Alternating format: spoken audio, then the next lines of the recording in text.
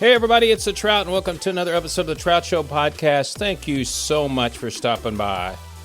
Today we go back in the vaults, the history of the Trout Show, to the summer of 2022, when I interviewed three ladies, a trio of singers that had not made it famous yet. Before they were on America's Got Talent, before they sold out concerts a lot of places, and before they were at the Grand Ole Opera, they were just Danica, Devynn, and Trea of Chapel Hart. This is a look into their past, but more importantly, you get to learn about, again, if you didn't hear the original video or listen to the original podcast, you get to learn how they became Chapel Hart and their background in music.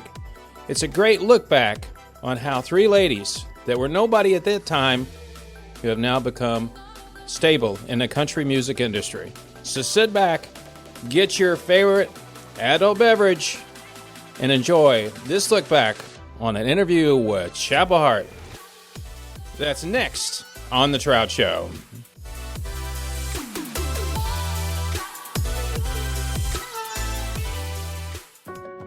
Hey, it's The Trout. Quick question for you. When's the last time you heard from your financial advisor? Well, if you're still thinking about it, apparently it's been a long time. And when you do hear from this individual, do you get a feeling that they're more concerned about their financial wealth than yours? Well, maybe it's time to talk to an expert that's concerned about your financial possibilities. That's David Smith with Edward Jones. David has years of experience of helping people just like you. So why not give him a quick call at 469-372-1587. David's ready. Sit down and talk to you about reaching your goals and your financial possibilities. That's David Smith with Edward Jones. 469-372-1587. Get a financial health checkup now with David Smith of Edward Jones. 469-372-1587.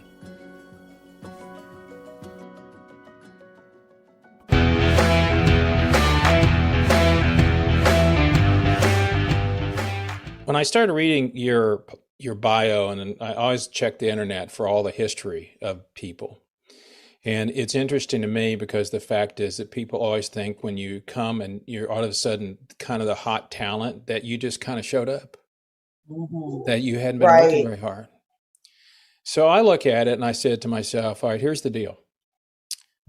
Poplarville, Mississippi. I mean, which one of you wrote the script?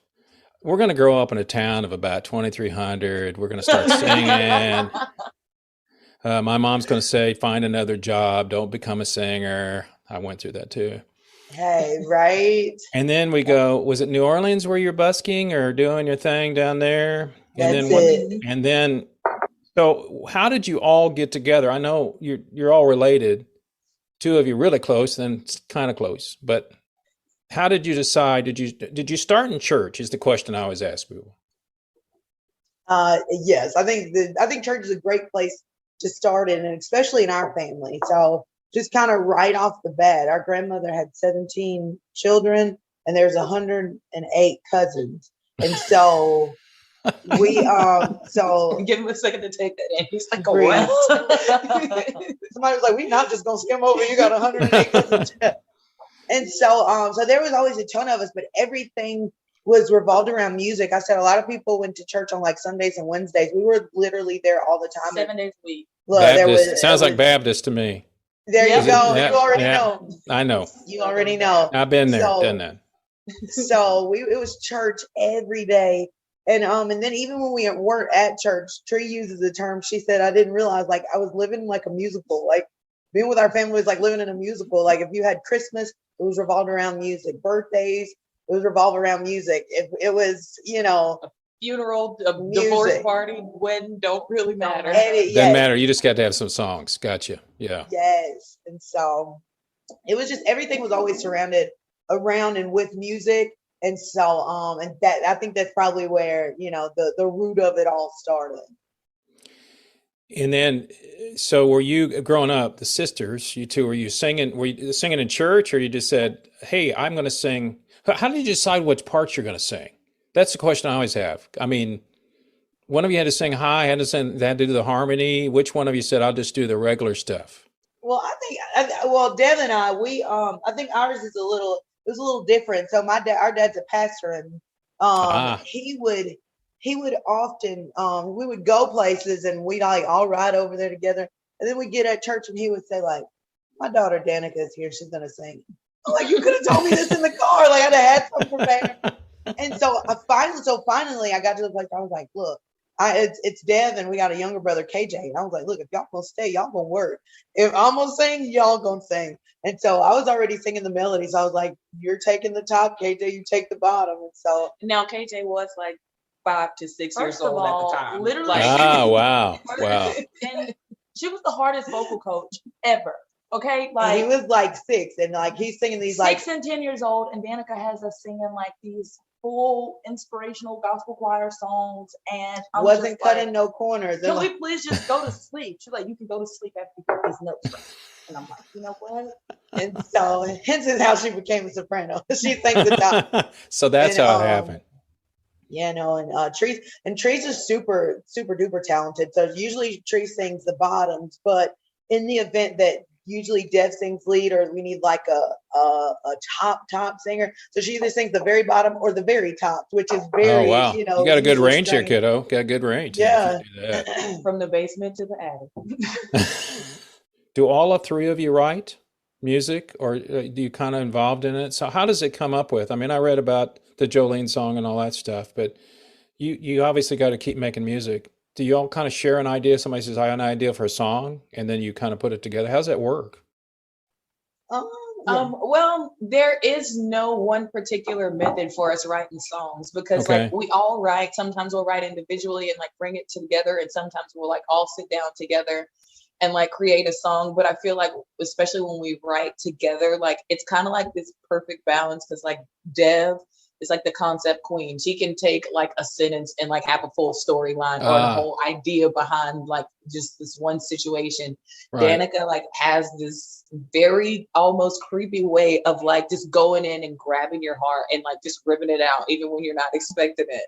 And then me, like, I just like words. It doesn't matter if it like needs to be tongue in cheek, or, you know, like just a way to kind of like shape this phrase to like fit whatever you're going for. But it's kind of like it's like a little dream team, but there's no particular way that it comes out. You're kind of living, kind of pinching yourself.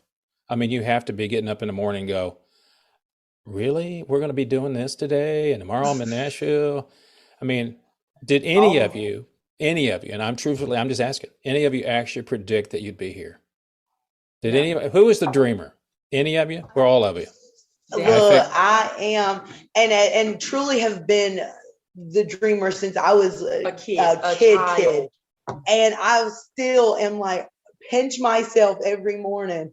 Crazy. We always talk about our Uncle Billy, like, so, you know, meeting Billy Gibbons, and he has just truly taken us in like we're his nieces. Wait a minute. And like, you know, you're talking about Reverend Billy Gibbons? Yes. Reverend, the one, the only.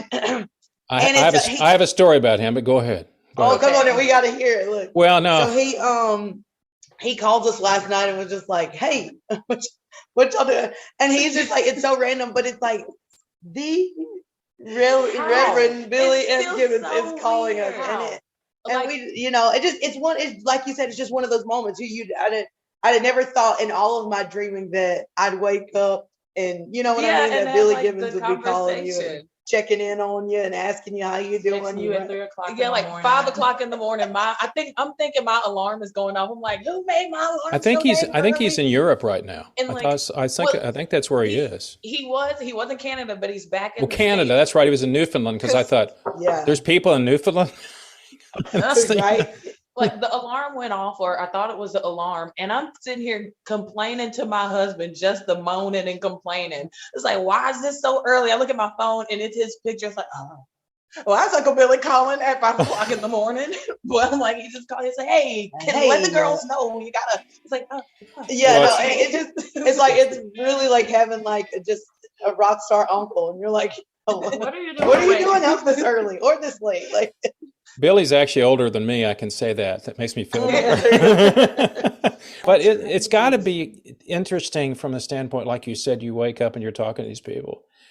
You deserve to be there. You wouldn't be there if you weren't. I mean, that's Yeah. just the bottom line. Well, here's the question. Have you been recognized on the street yet?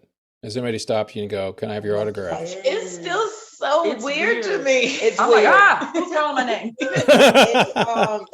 Especially like when I say home, I mean like home area, New Orleans, Right. Mississippi, and Yeah. people are like, "Oh my God, it's them!" You know, we were eating lunch, and there was like they had to like the waitress had to like rock paper scissors who was going to take our table, and so like they Oh, were she was wow. just so, like super, and I mean like it's just super super like just we're just honored, and we Yeah. tell people all the time and it's some people like we hate to bother you. I'm like, the only reason that you can like you are the reason that you can bother us. Like grab a picture. Like now, not all the time do we look good, but nevertheless, like you are more than welcome to get the picture if you want.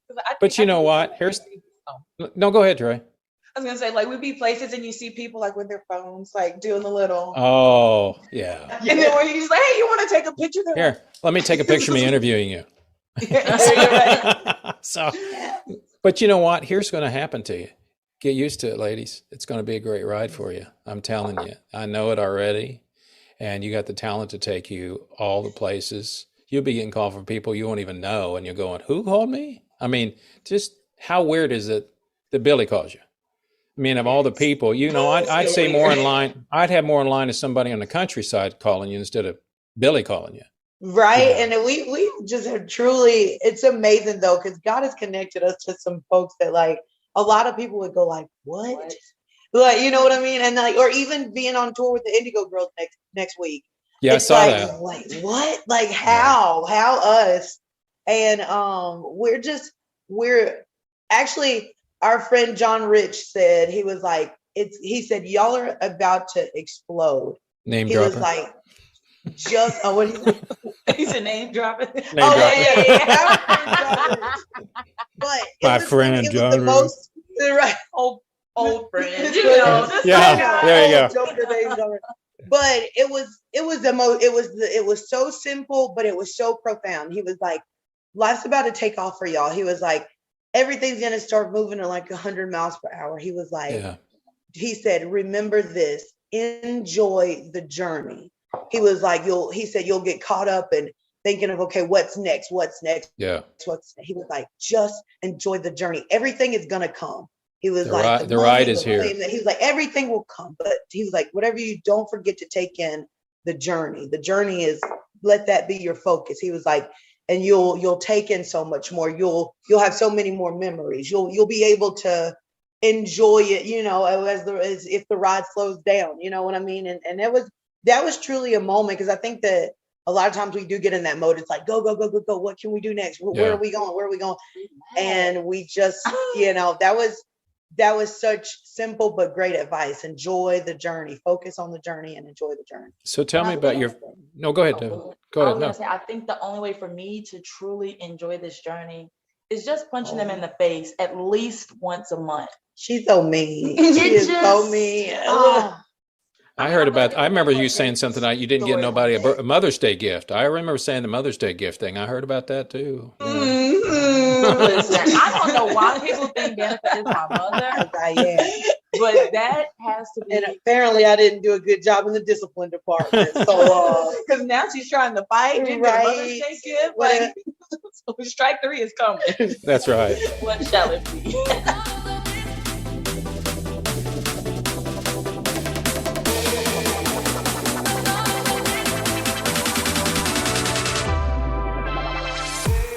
Well, that's it for this episode of the Trout Show. Thank you so much for stopping by. A very special thank you to Chapel Hart.